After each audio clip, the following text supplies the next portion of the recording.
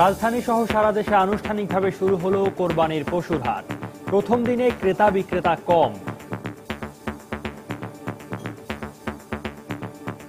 মোটামুটি 10% 15% বেশি গত বছর থেকে। গতবারের গরুর চেয়ে এবার প্রায় 20,000 টাকার মতো বেশি চাচ্ছে। প্রতি বছর যেমন আসলে আমরা গরুর একটা চাহিদা দেখি, এবার চাহিদা দেখতেছি না, কেউ দাম বলছে না। কোনো কিনা বেচা নাই, একটা মনে একটা করা পারিনি, এই যে গরু পরে রয়েছে, খাওয়াচ্ছি আর ধোয়াচ্ছি। ভারতীয় গরু এলে ন্যায্য দাম পাওয়া নিয়ে শঙ্কায় খামারিরা। ইন্ডিয়ান গরু বাজারে প্রবেশ করে আমাদের যে খরচ তার ন্যূনতম 25% দেখা যায় লস হয়। ইন্ডিয়ান গরু না আসে আমার কিছু লাভ হবে। দেখছিলেন প্রধান শিরোনাম। সন্ধ্যার সময় সঙ্গে আছি আমি ইশরাত জাহান এবং আমি সৌমিত্র শুভ্র। এবার অন্যান্য শীর্ষ সংবাদ। কোরবানির বর্জ্য অপসারণে প্রস্তুত সিটি কর্পোরেশন। 36 ঘন্টার আগেই ঢাকাকে স্বাভাবিক অবস্থায় ফিরিয়ে আনার প্রত্যয়। নগরবাসীর সহায়তা কামনা। ঈদে ট্রেনের আগাম টিকিট বিক্রির শেষ দিনেও স্টেশনে টিকিট প্রত্যাশীদের উপচে পড়া ভিড়। কোটা পদ্ধতির কারণে বঞ্চিত হওয়ার অভিযোগ যাত্রীদের। বেতন কাঠামো নিয়ে শিক্ষামন্ত্রীর সঙ্গে পাবলিক বিশ্ববিদ্যালয় শিক্ষকদের বৈঠক। সরকার আন্তরিক বললেন মন্ত্রী, না হলে আবারও আন্দোলনের হুঁশিয়ারি শিক্ষকদের। টাঙ্গাইলে সংঘর্ষের ঘটনায় নিহতদের লাশ পরিবারের কাছে হস্তান্তর। এলাকাবাসীর বিক্ষোভের মুখে অভিযুক্ত পুলিশ সদস্যদের প্রত্যাহার। এবং রাজধানীর বিভিন্ন মার্কেটে অভিযানে বিপুল পরিমাণ অবৈধ ওষুধ জব্দ। লাইসেন্সবিহীন দোকান বন্ধ করে দেয়া হবে, হুঁশিয়ারি স্বাস্থ্যমন্ত্রী।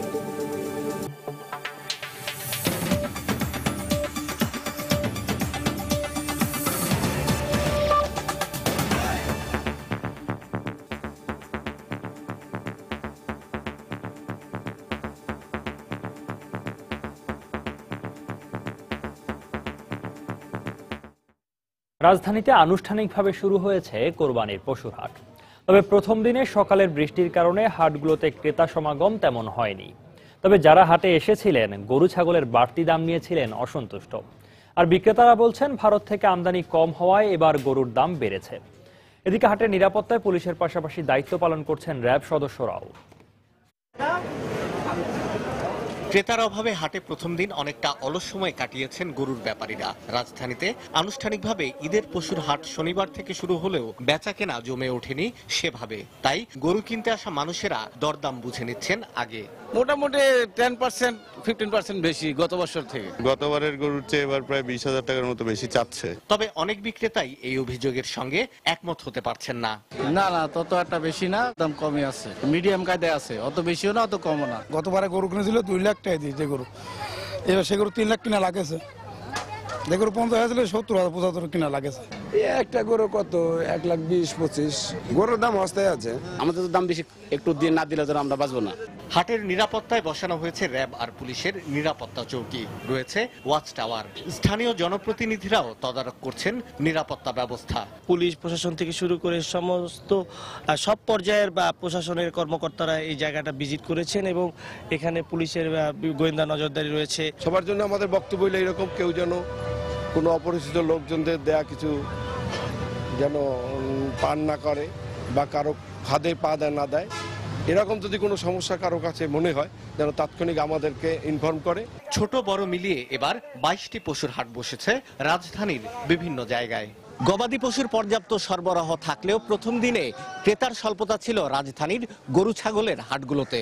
বিক্রেতাদের দাবি, এবার ভারত থেকে আমদানি কম হওয়ায় গরু কিনতে বাড়তি খরচ গুনতে হবে ক্রেতাদের। আর ক্রেতাদের প্রত্যাশা, ঈদের আগে কমে যাবে গবাদি পশুর দাম। গাবতলী পশুর হাট থেকে শাহ আলী জয়, সময় সংবাদ।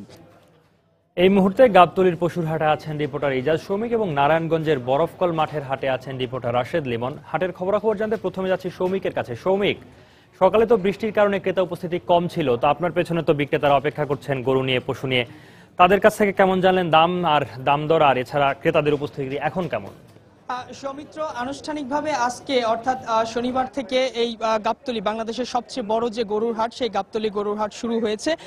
কিন্তু আজ থেকে শুরু হলে গত 2 দিন আগে থেকে কিন্তু এই গাবতলী গরুর হাটে কোরবানির পশু আসা শুরু করেছে। বিভিন্ন ধরনের খামারি এবং ব্যবসায়ীরা তারা কিন্তু গরু নিয়ে এসেছেন। আমি বিকেল থেকে যেটি দেখতে পাচ্ছি যে আজকে জানেন যে সকাল থেকে বৃষ্টি হয়েছে, বৃষ্টি হওয়ার কারণে এবং দুপুরেও এক দফা বৃষ্টি হয়েছে, যার কারণে আমরা দেখতে পাচ্ছি যে এই যেহেতু 6 দিনের বাকি রয়েছে আর কোরবানি ঈদের, কিন্তু তারপরেও আজকে এখানকার ব্যবসায়ীরা বা আমি ঘুরে ঘুরে যেটা দেখলাম ক্রেতা অনেকটা কম।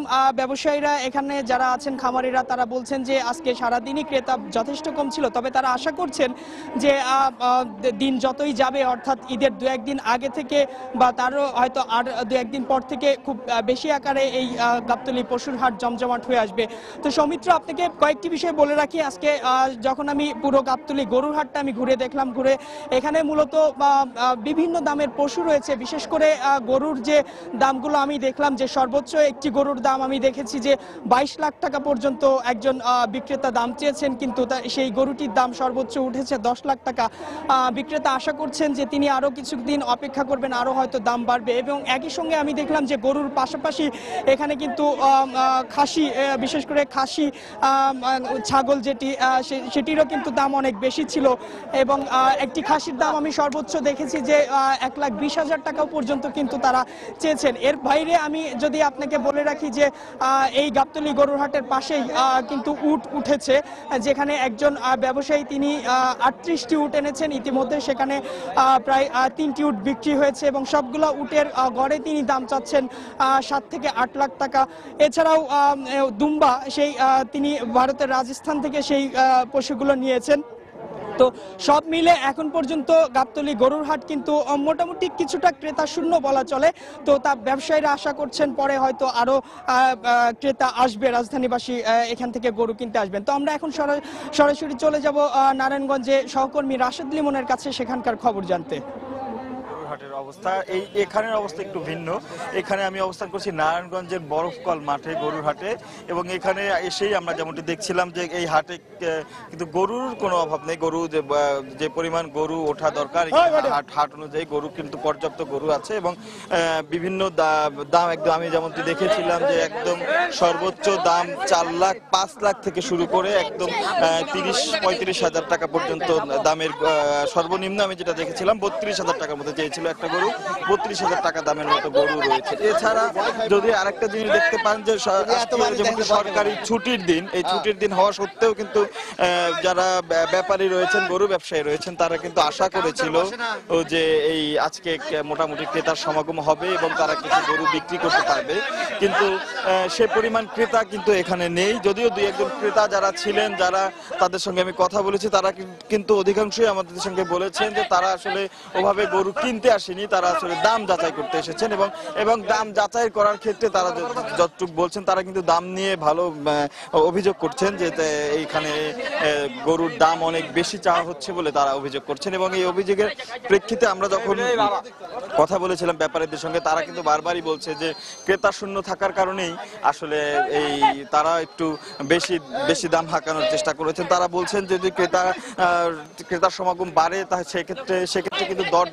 দরদামের মাধ্যমে তারা কিন্তু যে একটা ভালো দাম দুইজনের কাছে যেটি গ্রহণযোগ্য এমন একটি দামে তারা ছেড়ে দিবেন। তবে আরেকটি সমস্যা এখানে যে চোখে পড়েছে, এই হাটটি নিয়ে এই নারায়ণগঞ্জ যখন হাট ইজারা দেয়া হয় নারায়ণগঞ্জ প্রশাসনের পক্ষ থেকে, এই হাটটি নিয়ে একটি সমস্যা ছিল। এই হাটের ইজারাদার কিন্তু এখনো ঠিক হয়নি, বারবার পরিবর্তনের পরও ইজারাদার নির্ধারণ হয়নি এবং যার ফলে ক্রেতা বিক্রেতা উভয় কিন্তু এখানে এসে কেনাকাটায় খুব সমস্যায় পড়ছেন যে কেনার পরে তারা ঠিকমতো ক্রেতারা হাসিল দিতে পারছেন না, যার ফলে এই হাটে পশু বিক্রিকে অনেকটাই বাধাগ্রস্ত হচ্ছে।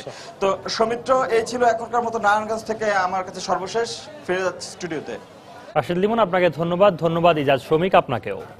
দর্শক, রিপোর্টার রাশেদ লিমন এবং রিপোর্টার ইজাজ শৌমিক দুজন জানাচ্ছিলেন কোরবানির পশুর হাটের খবরাখবর এবং জানাচ্ছিলেন দরদাম, জানাচ্ছিলেন ক্রেতা বিক্রেতাদের উপস্থিতি সহ অন্যান্য অনেক খবরাখবর। এদিকে দেশের বিভিন্ন স্থানে পশুর হাটগুলোতেও এখনো জমে ওঠেনি বেচাকেনা, তবে আগামী 2-1 দিনের মধ্যে ক্রেতা সমাগম বাড়বে বলে আশা করছেন বিক্রেতারা। গরু দাম দর হয়নি, আমরা চাষে 2 লাখ 3 লাখ কেউ দাম বলছে না অবিক্রি। দাম করছে ৮০,০০০, ৬০,০০০, ৯০,০০০ এমন দাম করছে। আমরা চাচ্ছি ২ লাখ, ২.৫ লাখ এমন দাম চাচ্ছি। 7 বছর বাইন্দা আমি হাটে গরু বেচতে আসছি, আমার যা পুঁজিবারটা ছিল সব শেষ এই হাটে আসার থেকে। যেসব আমি ১,২২,৬০০ টাকা দিয়ে গরুটা কিনেছি, এই গরুটা এখন দাম হচ্ছে ১ লাখ টাকা দাম হচ্ছে। বাজার বেশি না, গরু বেশি, ইন্ডিয়ান গরু চাপ ধরে গেছে, গরু বাজারে খারাপ, প্রচুর খারাপ, দাম পাচ্ছি না, দাম লস হয়েছে, ৪,০০০, ৫,০০০ লস হয়েছে গরু প্রতি। গরু ভালো আর কি, কিন্তু দামের সাথে আমরা কেনার সাথে মানে সমন্বয় হচ্ছে না আর কি। সরকারে ইন্ডিয়ান কোনো মাল আনতে দিবে না, হাও সরকারও দিবে না, আমরা সরকারও দিবে না মাল আনতে।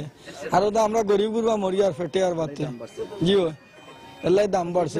গরুর বাজার তো এখন পুরাপুরি জমজমাট হয় নাই। ব্যবসাটা আমরা সিলেট তো বেশিরভাগ গরু কিনি, সবসময় আমরা প্রায় গরু কিনি।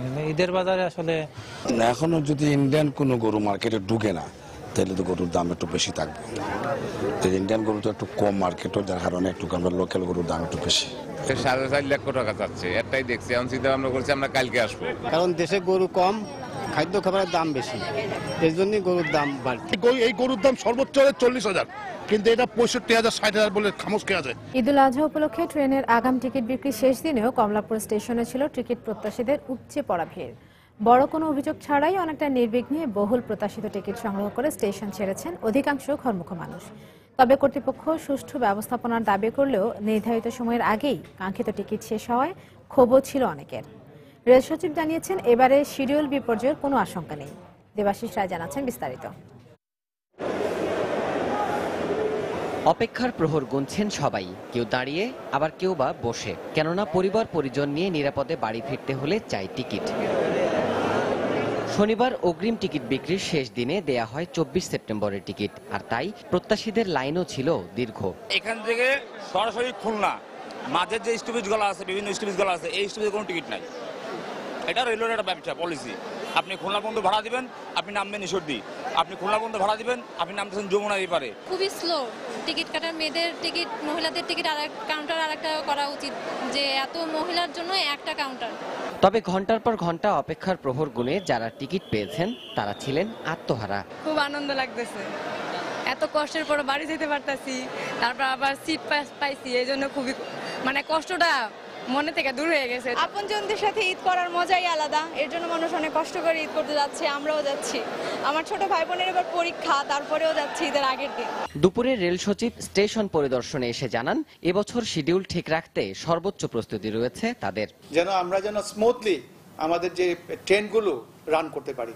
আমরা চেক করতেছি আমাদের লাইনগুলি ঠিক আছে কিনা, আমরা প্রতিটা যে আমাদের লোকোমোটিভগুলো সঠিকভাবে চলছে কিনা এগুলি আমরা চেক করতেছি।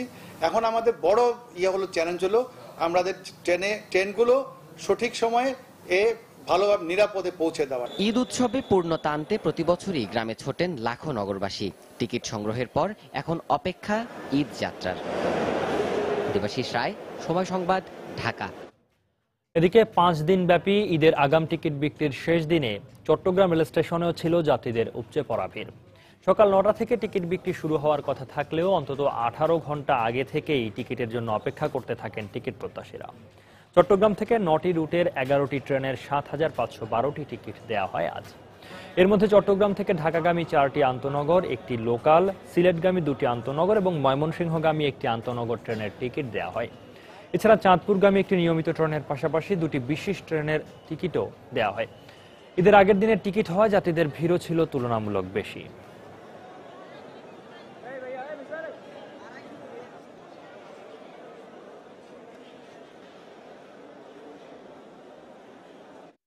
সন্ধ্যার সময় আরো থাকছে। মন্দার প্রভাবে গ্রিসে কমছে বাংলাদেশের সংখ্যা। অর্থনৈতিক পুনরুদ্ধারে জাতীয় নির্বাচন বিশেষ ভূমিকা রাখবে, প্রত্যাশা প্রবাসী ব্যবসায়ীদের।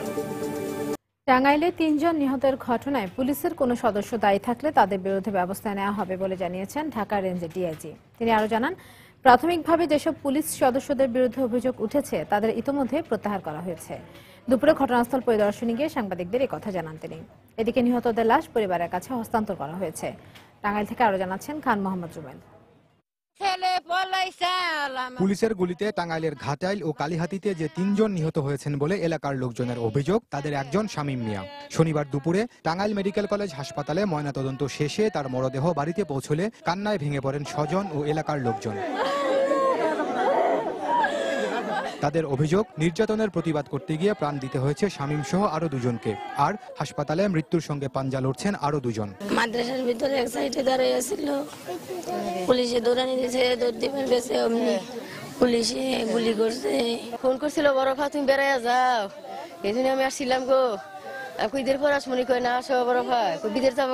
এই ঘটনায় এলাকায় বিরাজ করছে থমথমে পরিস্থিতি। হতাহতের জন্য পুলিশকে দায়ী করে সুষ্ঠু বিচার দাবি করেছেন এলাকার লোকজন। কেন আমাদের উপর পুলিশ গুলি চাললো, লাঠিচার্জ কেন করলো, কি অন্যায় আমাদের?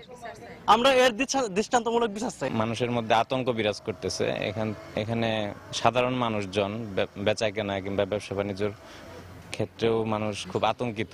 এদিকে ঢাকা রেঞ্জের ডিআইজি জানান, হতাহতের ঘটনায় পুলিশের কোনো সদস্য দায়ী থাকলে অবশ্যই তাদের বিরুদ্ধে ব্যবস্থা নেওয়া হবে। আর নিহতদের পরিবারের সদস্যদের প্রতি সমবেদনা জানিয়েছেন ঢাকার বিভাগীয় কমিশনার। একটা কমিটি করে দেওয়া হয়েছে, তারা গোপনে প্রকাশ্যে বিভিন্নভাবে তথ্য সংগ্রহ করছে এবং এই ঘটনাটি যাতে সঠিক তদন্ত হয় এবং নিরপেক্ষ তদন্ত হয়, সেই জন্য যা যা করার সেটা আমি নির্দেশ দিয়েছি। যেভাবেই হোক ৩ জন মানুষের মৃত্যু হয়েছে, আমি এটা দুঃখ প্রকাশ করছি এবং আমি সমবেদিত। যারা এই ঘটনার সাথে জড়িত বা সরাসরি ফায়ার ওপেন করছে, তাদের আমি আজকেই এদেরকে পুলিশ লাইনে ক্লোজ করে নিয়ে যাচ্ছি। নিহতদের পরিবারকে সরকারের পক্ষ থেকে আর্থিক সহযোগিতারও আশ্বাস দেন তিনি। খান মোহাম্মদ রুমেল, সময় সংবাদ, কালিহাতী, টাঙ্গাইল। পাবলিক বিশ্ববিদ্যালয়ের শিক্ষকদের মর্যাদা রক্ষায় সরকার আন্তরিক বলে মন্তব্য করে শিক্ষামন্ত্রী নুরুল ইসলাম নাহিদ বলেছেন, আলাপ আলোচনার মাধ্যমে শিগগিরই এই সমস্যার সমাধান হবে। সকালে রাজধানীতে স্বতন্ত্র বেতন কাঠামোর দাবিতে আন্দোলনরত শিক্ষক নেতাদের সঙ্গে বৈঠক শেষে তিনি কথা বলেন। তবে দাবি পূরণ না হলে আবারও কঠোর আন্দোলনের হুঁশিয়ারি দিয়েছেন তারা। অষ্টম জাতীয় বেতন কাঠামো চূড়ান্ত হওয়ার পর থেকেই বৈষম্যের অভিযোগ তুলে আন্দোলনে নামেন দেশের পাবলিক বিশ্ববিদ্যালয়ের শিক্ষকরা। তাদের অভিযোগ, নতুন বেতন কাঠামোতে সপ্তম বেতন কাঠামো থেকে গ্রেডিং এ 2 ধাপ পিছিয়ে দিয়ে শিক্ষকদের মর্যাদা ক্ষুণ্ণ করা হয়েছে। এই অবস্থায় শনিবার সকালে আন্দোলনরত শিক্ষক নেতাদের সঙ্গে রাজধানীর হেয়ার রোডের বাসভবনে বৈঠকে বসেন শিক্ষামন্ত্রী। বৈঠকে ঢাকা বিশ্ববিদ্যালয়, জাহাঙ্গীরনগর বিশ্ববিদ্যালয় ও বুয়েটের শিক্ষক নেতারা উপস্থিত ছিলেন। বৈঠক শেষে সাংবাদিকদের ব্রিফ করেন শিক্ষামন্ত্রী। এখন পর্যন্ত কোনোভাবেই তাদের মর্যাদা, তাদের বেতন, তাদের অবস্থান কোনোভাবেই এটাকে ছোট করে দেখা হচ্ছে না, এটা নিশ্চিত থাকতে পারেন। শিক্ষকদের এই সমস্যার খুব দ্রুত সমাধান হয়ে যাবে বলেও আশাবাদ ব্যক্ত করেন মন্ত্রী। সামনে একটা কমিটি করে দেওয়া হয়েছে গভর্নমেন্টে, সুতরাং বুঝতেই পারছেন এই কমিটি একটা নিশ্চয়ই গুরুত্বপূর্ণ কমিটি। মাননীয় প্রধানমন্ত্রী সবসময় শিক্ষকদের প্রতি তিনি সহানুভূতিশীল, আপনারা জানেনও, যার ফলে আমরা আশা করি যে এটা একটা সমাধানের পথ আমরা বের করতে সক্ষম হব এবং এটা কোনো বড় সমস্যা হিসাবে সামনে আসবে না, সেরকম একটা আশায় আমরা আছি। শিক্ষামন্ত্রীর পর সাংবাদিকদের সঙ্গে কথা বলেন শিক্ষক নেতারা। দাবি আদায় না হওয়া পর্যন্ত আন্দোলন অব্যাহত রাখার প্রত্যয় ব্যক্ত করেন তারা। পিছনে যাওয়ার কোনো উপায় নাই, আমাদেরকে কঠোর ব্যবস্থার দিকে যেতে হবে এবং এটা কারোর জন্য ভালো হবে না। শিক্ষাঙ্গন যদি হয়, আপনার ডিস্টেবিলাইজ হয়ে যায়, তাহলে পুরো দেশ কিন্তু অশান্ত হয়ে যাবে এবং উন্নয়ন বাধাগ্রস্ত হবে। এবং শিক্ষকদেরকে এইরকম একটা অবস্থায় রেখে সামনের দিকে আমাদের এগোনোর যদি আমরা চিন্তা করি, এটা ভুল হয়ে যাবে। পাবলিক বিশ্ববিদ্যালয়ের শিক্ষকদের স্বতন্ত্র বেতন কাঠামোর জন্য অবিলম্বে একটি কমিশন ঘোষণারও দাবি জানান শিক্ষক নেতারা। সালাউদ্দিন সুমন, সময় সংবাদ, ঢাকা। রাজধানী বাবুবাজারে বিভিন্ন মার্কেটে অভিযান চালিয়ে বিপুল পরিমাণ অবৈধ ওষুধ জব্দ করেছে ওষুধ প্রশাসন অধিদপ্তর ও র্যাব। এ সময় 6টি দোকানকে আর্থিক জরিমানা করেছে ভ্রাম্যমাণ আদালত। দুপুরে বাবুবাজারের আলী মার্কেট ও সুরেশ্বরী মার্কেটে যৌথভাবে অভিযান চালায় র্যাব ও ওষুধ প্রশাসন। এ সময় নিষিদ্ধ ঘন চিনি, গরু মোটা তাজাকরণ ওষুধ ও যৌন উত্তেজক ওষুধ সহ ভেজাল ওষুধ বিক্রির অভিযোগে 6টি দোকানকে জরিমানা করা হয়। সর্বনিম্ন 1 লাখ টাকা থেকে সর্বোচ্চ 3 লাখ টাকা জরিমানা করা হয়। এছাড়া আইসিডিডিআরবি নামে তৈরি করা রাইস স্যালাইনও জব্দ করা হয়। ওষুধ প্রশাসনের পক্ষ থেকে অনুমোদিত DAR নম্বর ছাড়া কোনো ওষুধ বিক্রি না করতে সব ওষুধ ব্যবসায়ীদের আহ্বান জানানো হয়।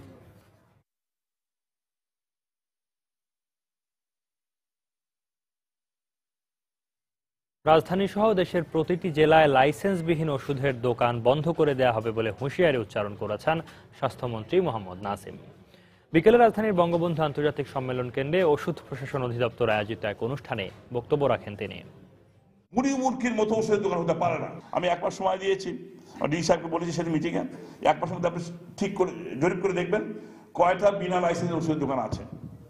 সেই তালিকা পাওয়ার পর আমি সেই ওষুধ বন্ধ করে দেবো। জনসংখ্যার ভিত্তিতে আমরা বিভিন্ন এলাকায় ঢাকা শহরে বা জেলা ভিত্তিক উপজেলা ভিত্তিক আমরা ওষুধ দোকান করবো এবং সেগুলি লাইসেন্স থাকবে। তাদেরকে কোনো ছাড় দেবেন না, তাদের ওষুধ শিল্প সমিতির কোনো মেম্বার করবেন না, তাদেরকে সামাজিকভাবে বয়কট করেন। এই সমস্ত কোম্পানি যারা মালিক, যারা ভেজাল ওষুধ তৈরি করে, মানুষকে খুন করে। গত 18 সেপ্টেম্বর হজ যাত্রা শেষ হলেও রাজধানীর উত্তরার আশকোনা হজ ক্যাম্পে এখনও অপেক্ষা করছেন প্রায় 5000 হজযাত্রী। আদৌ হজে যেতে পারবেন কিনা তা নিয়ে অনিশ্চয়তার মধ্যে রয়েছেন তারা। এই মুহূর্তে সেখানে আছেন আমাদের রিপোর্টার তরিকুল ইসলাম সৌরভ। বিস্তারিত জানতে সরাসরি চলে যাচ্ছি তার কাছে। সৌরভ,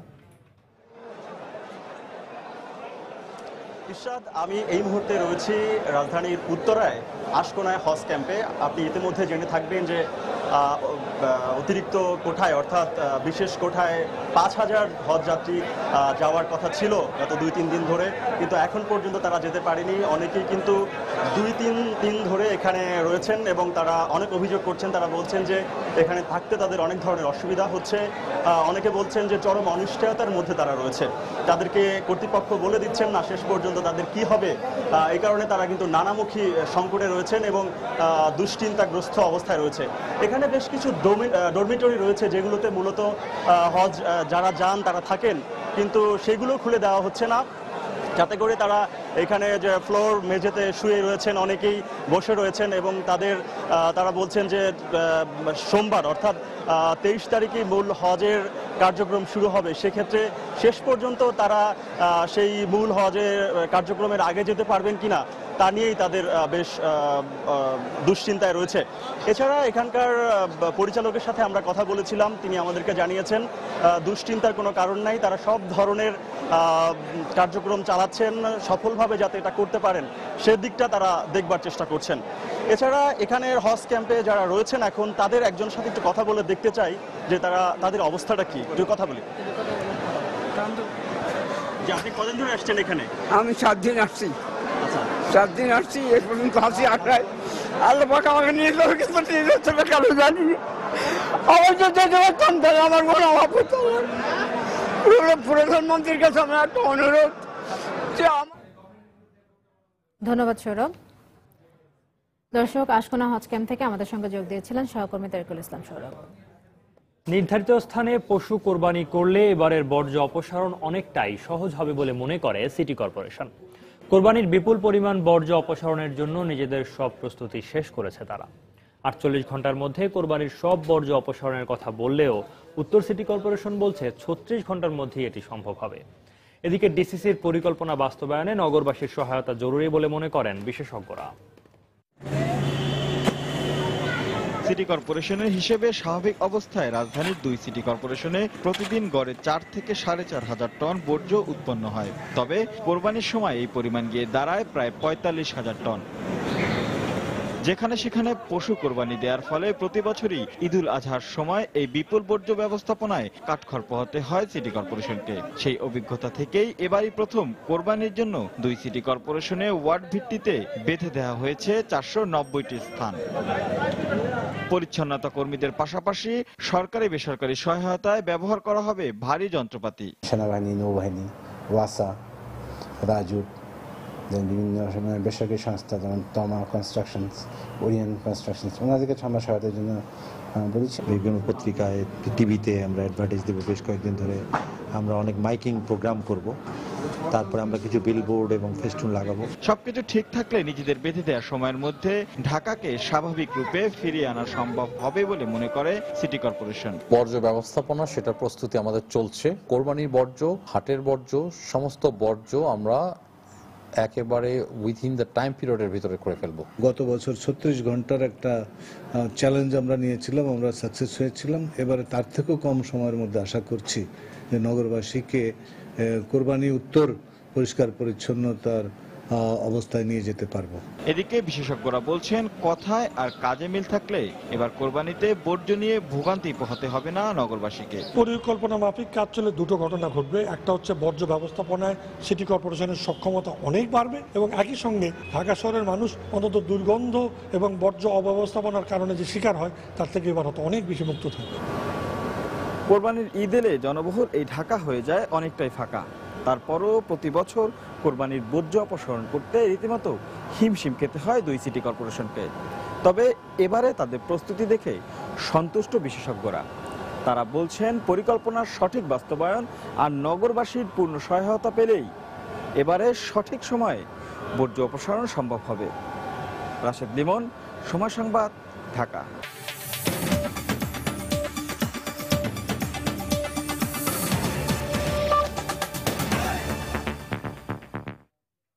গ্রিসে আগামীকাল অনুষ্ঠিত হতে যাচ্ছে জাতীয় নির্বাচন, আর এই নির্বাচনকে ঘিরে আশায় বুক বেঁধেছেন সেখানকার প্রবাসী বাংলাদেশিরা। তাদের প্রত্যাশা, দেশটিতে আবারও বামপন্থী সিরিজা পার্টি ক্ষমতায় এসে দেশের অর্থনীতিকে সুসংহত করতে সক্ষম হবে।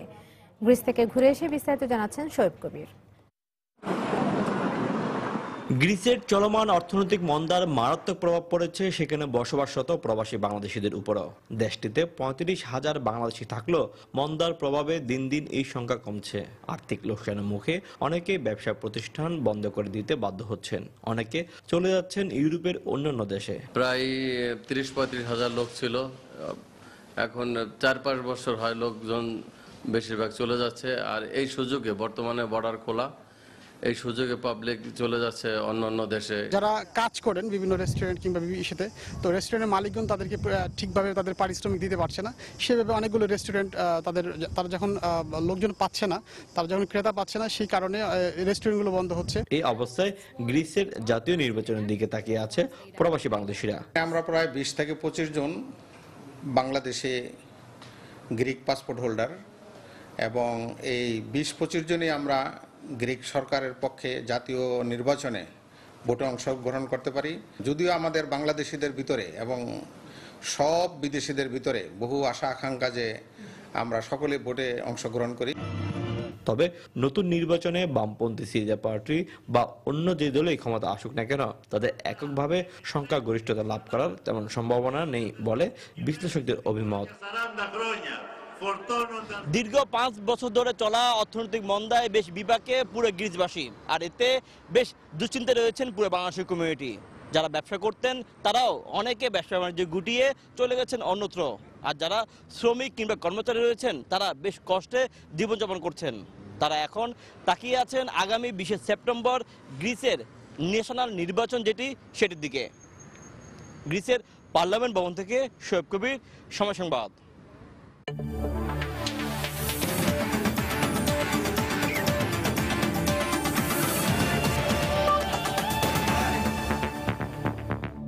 বাংলাদেশ নারী ক্রিকেট দল পাকিস্তান সফর করবে কিনা এ বিষয়ে চূড়ান্ত সিদ্ধান্ত আসবে এ সপ্তাহেই। তবে সিদ্ধান্ত যাই হোক না কেন, সফরের জন্য প্রয়োজনীয় প্রস্তুতি নিয়ে রাখছে বাংলাদেশ ক্রিকেট বোর্ড। এমনটাই জানিয়েছেন বিসিবির প্রধান নির্বাহী নিজামুদ্দিন চৌধুরী সুজন। পাশাপাশি পাকিস্তান ক্রিকেট বোর্ডের সঙ্গে বিসিবির সার্বক্ষণিক যোগাযোগও আছে বলে জানান তিনি। সরেজমিনে পাকিস্তানের দুটো ভেন্যুই তারা দেখেন। একটা রিপোর্ট আমাদের মাননীয় বোর্ড সভাপতি মহোদয়ের কাছে দিয়েছেন। এখন যে বিষয়টা হচ্ছে যে আমরা আমাদের ইন্টারনাল প্রিপারেশনগুলো নিয়ে রাখবো, বাট সিদ্ধান্তটা অবশ্যই বোর্ডের এবং সরকারের নীতি নির্ধারণের বিষয় আছে। কিছু সময়সীমা নির্ধারণ করা আছে ঈদের ইমিডিয়েট পরে। সেক্ষেত্রে যদি কোনো যাওয়ার বিষয়ে সিদ্ধান্ত হয়, বোর্ড সভাপতি মহোদয় দেশের বাইরে আছেন, উনি আসার পরে এই ব্যাপারে আমরা চূড়ান্ত সিদ্ধান্ত নেব। আমাদের সাথে পাকিস্তান ক্রিকেট বোর্ডের সার্বক্ষণিকভাবে যোগাযোগ আছে এবং আমরা আমাদের বিভিন্ন বিষয়গুলো নিয়ে যোগাযোগ রাখছি। যদি ট্যুর হয় সেক্ষেত্রে টিমের কিছু লজিস্টিক্যাল অ্যারেঞ্জমেন্ট আছে, এগুলো নিয়েও আমরা কাজ করছি। সন্ধ্যার সময় পর্যায়ে শীর্ষ সংবাদ জানিয়ে দিচ্ছি আরেকবার। রাজধানী সহ সারা দেশে আনুষ্ঠানিকভাবে শুরু হলো কোরবানির পশুর হাট। প্রথম দিনে ক্রেতা কম, ভারতীয় গরু এলে ন্যায্য দাম পাওয়া নিয়ে শঙ্কায় খামারিরা। ঈদের ট্রেনের আগাম টিকিট বিক্রি শেষ দিনেও স্টেশনে টিকিট প্রত্যাশীদের উপচে পড়া ভিড়। কোটা পদ্ধতির কারণে বঞ্চিত হওয়ার অভিযোগ যাত্রীদের। বেতন কাঠামো নিয়ে শিক্ষামন্ত্রীর সঙ্গে পাবলিক বিশ্ববিদ্যালয়ের শিক্ষকদের বৈঠক। সরকার আন্তরিক, বললেন মন্ত্রী। না হলে আবারও আন্দোলনের হুঁশিয়ারি শিক্ষকদের। টাঙ্গাইলে সংঘর্ষের ঘটনায় নিহতদের লাশ পরিবারের কাছে হস্তান্তর। এলাকাবাসীর বিক্ষোভের মুখে অভিযুক্ত পুলিশ সদস্যদের প্রত্যাহার।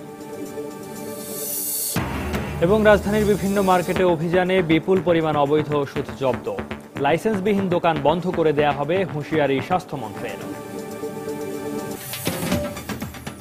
দর্শক, এই ছিল সন্ধ্যার সময়। যে কোনো খবর পেতে ভিজিট করুন সময়নিউজ.tv। সঙ্গে থাকুন সময়।